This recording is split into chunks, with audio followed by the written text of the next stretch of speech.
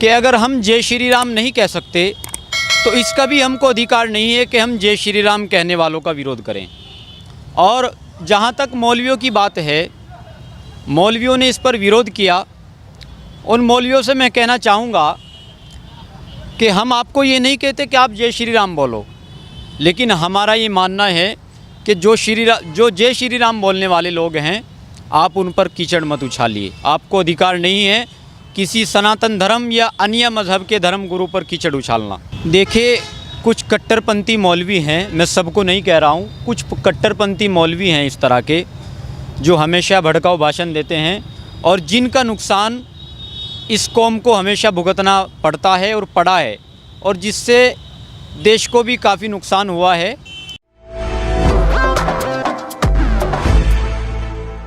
नमस्कार, स्वागत है आप सभी का हेडलाइंस न्यूज़ नेटवर्क पर और मैं हूं आपके साथ विपिन चौधरी। अभी 2 नवंबर को देश के गृह मंत्री अमित शाह और प्रदेश के मुख्यमंत्री योगी आदित्यनाथ ने एक जनसभा को पुआरका में संबोधित किया। उस जनसभा में एक मुस्लिम युवक ने जय श्री राम के नारे लगा दिए।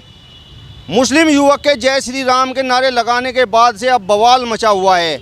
आज इस पूरे मामले पर हमारे साथ चर्चा करने के लिए कारी अबरार जमाल साहब मौजूद हैं। कारी अबरार जी, बहुत बहुत स्वागत है आपका हेडलाइंस न्यूज़ नेटवर्क पर।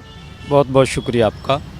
मुस्लिम युवक ने भारतीय जनता पार्टी ने जो अभी रैली की थी उसमें जय श्री राम का नारा लगा दिया और उसके बाद मौलानाओं ने उनके खिलाफ फतवा जारी कर दिया और ये कह दिया कि जय श्री राम बोलना एक मुस्लिम के लिए इस्लाम के खिलाफ है।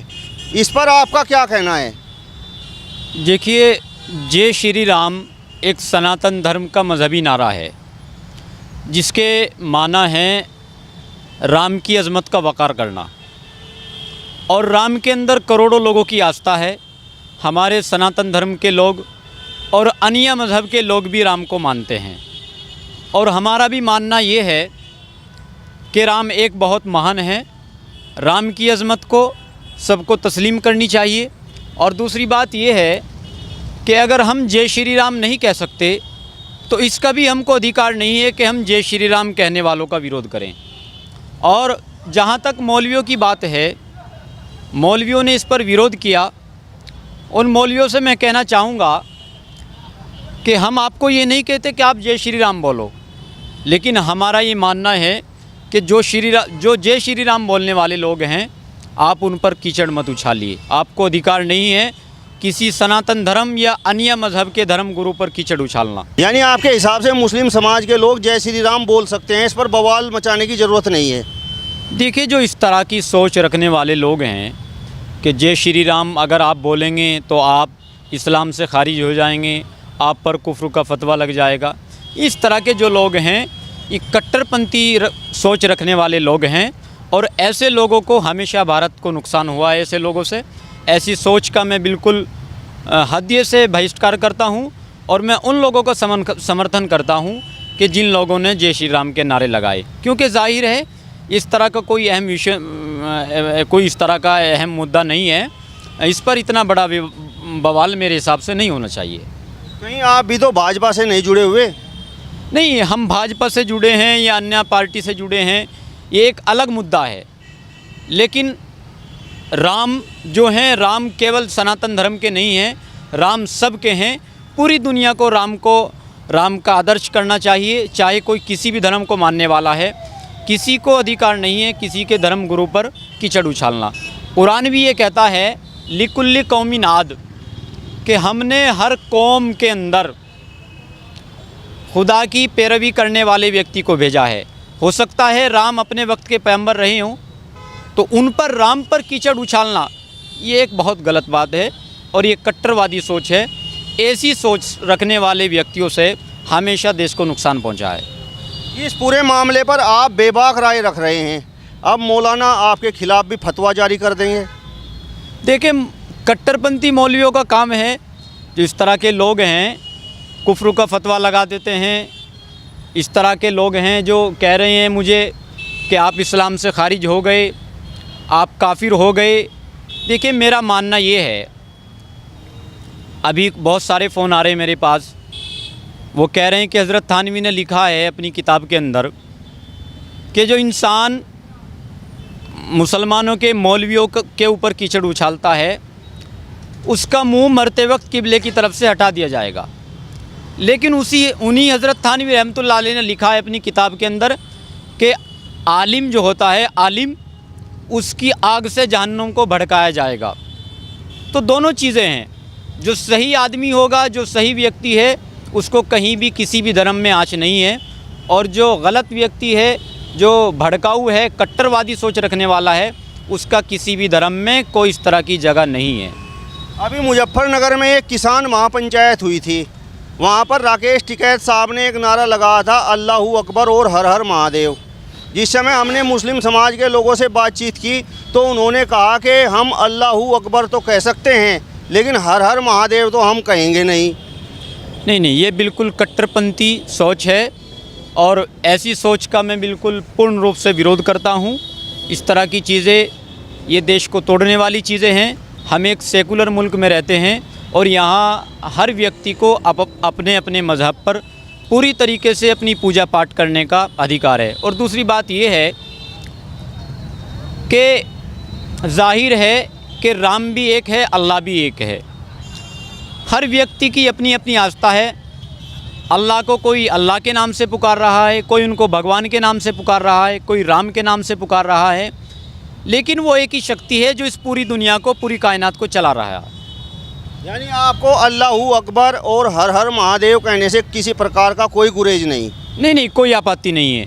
अगर हर हर महादेव, अल्लाहू अकबर कहने से हमारे सेकुलरवादी लोगों में एक मोहब्बत पैदा होती है, और हमारे इस भारत को, एक इस गुलदस्ता को अगर एक ऊंचाई प्राप्त होती है, तो इससे तो जाहिर है कोई आपत्ति नहीं होनी चाहिए, और मुझे नहीं, किसी भी मुस्लिम को नहीं होनी चाहिए। तो इस प्रकार का वक्तव्य यदि कोई मुस्लिम कह देता है, जय श्री राम कह देता है, या हर हर महादेव कह देता है, और मौलाना उनके खिलाफ फतवा जारी कर देते हैं, तो मौलानाओं की ये किस प्रकार की सोच है? क्या ये नहीं चाहते कि हिंदू मुस्लिम एक होकर रहें? देखिए, कुछ कट्टरपंथी मौलवी हैं, मैं सबको नहीं कह रहा हूँ, कुछ कट्टरपंथी मौलवी हैं इस तरह के, जो हमेशा भड़काऊ भाषण देते हैं, और जिनका नुकसान इस कौम को हमेशा भुगतना पड़ता है और पड़ा है, और जिससे देश को भी काफ़ी नुकसान हुआ है। मैं उन कट्टरपंथी मौलवियों से निवेदन करूँगा कि कृपया करके इस तरह की भावना को न भड़काएं, देश में अमन व सलामती का संदेश पहुँचाए। देश में अमन व सलामती कायम है, और जिस रोज़ हिंदू कट्टरता पे उतरेगा, उस रोज़ इस देश का सुकून ख़त्म हो जाएगा। मुस्लिम समाज से जुड़े कुछ लोग ये भी कहते हैं कि जो मौलाना और मौलवी हैं, जो चंदा इकट्ठा करते हैं, उस पर ऐश करने का काम करते हैं। देखिए, जो लोग इस तरह के हैं, जो धार्मिक स्थलों के नाम पर विदेश से चंदा लाते हैं और अपने पर्सनल कारोबार को बढ़ावा दे रहे हैं, मैंने उनके ख़िलाफ़ ATS को चिट्ठी लिखी है, और बहुत जल्दी ऐसे लोगों की, ऐसे बहरूपियों का पर्दाफाश होगा, इस तरह के लोगों की जांच होगी। कहीं ऐसा तो नहीं आप लोग भाजपा से जुड़े हुए हैं, और अब 2022 में विधानसभा चुनाव होने वाला है, पूरे लगभग 4 साल आप लोग चुप रहे, और अब रैलियों में आप लोगों ने जय श्री राम के नारे लगाने शुरू कर दिए हैं? देखिए, हम कौन सी पार्टी से जुड़े हैं ये अलग विषय है, लेकिन इस विषय पर भी मेरा ये जवाब है कि भारतीय जनता पार्टी एक ऐसी पार्टी है जो सबको साथ लेकर के चल रही है। 70 सालों से मुसलमानों का बेवकूफ़ बनाया है कांग्रेस और अन्य पार्टियों ने।